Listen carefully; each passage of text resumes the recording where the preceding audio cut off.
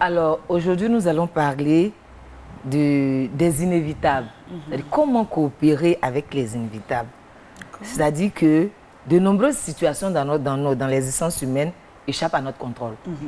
Et on est là, soit c'est le mariage, soit... En tout cas, en fait, pourtant, on a tout mis en œuvre. Hein. C'est ça. Mais ça n'arrive pas comme on veut. Et je voudrais juste prendre l'histoire d'un oncle, rapidement.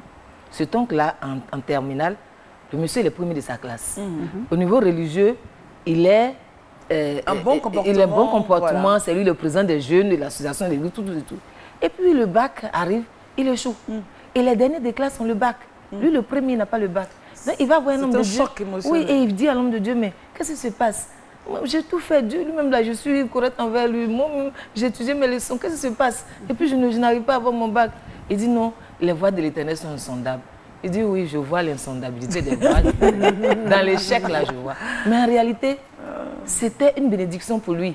Parce qu'à cette époque-là, on était encore très jeunes, je ne sais pas, peut-être que certains n'étaient pas encore nés. Dans les années 85, on était nés. Les bacheliers, ils ne voulaient pas le CAFOB. Donc l'État décide d'emmener tout le monde au CAFOB. Et donc les familles ont commencé à se plaindre. Et l'année qui a suivi, l'État pour se racheter, tout le monde part à l'université. Donc les gens qui ont eu le bac avant lui se sont retrouvés au CAFOB. C'est clair. Et lui qui a échoué, l'année qui a suivi à l'université, il est sorti professeur certifié. N'est-ce pas? Et les autres? Et les autres sont restés instituteurs dans les postes. Juste pour dire que certaines situations de la vie nous donnent l'impression qu'on a échoué. Mais quand c'est comme ça, quand tu as une solution, va à la solution. Il a repris son bac, il a étudié encore. Utilise les solutions que tu as. Mais quand il n'y a pas de solution, commence la prière parce qu'il y a une trame divine qui existe dans cette émission. Et puis on dit, comme on dit en anglais, there is always a way out. Il y a toujours une autre solution. Il y a toujours une porte de sortie qu'on ne voit pas parce qu'on est bloqué sur quelque chose. Et quand on commence à envisager, du coup, ah ouais, mais il y a ça, je pouvais faire. Et à cet effet, il y a Dale Carnegie, dans son livre Comment arrêter de s'inquiéter et commencer à vivre, il nous dit ceci. Nous devons accepter et coopérer avec l'inévitable.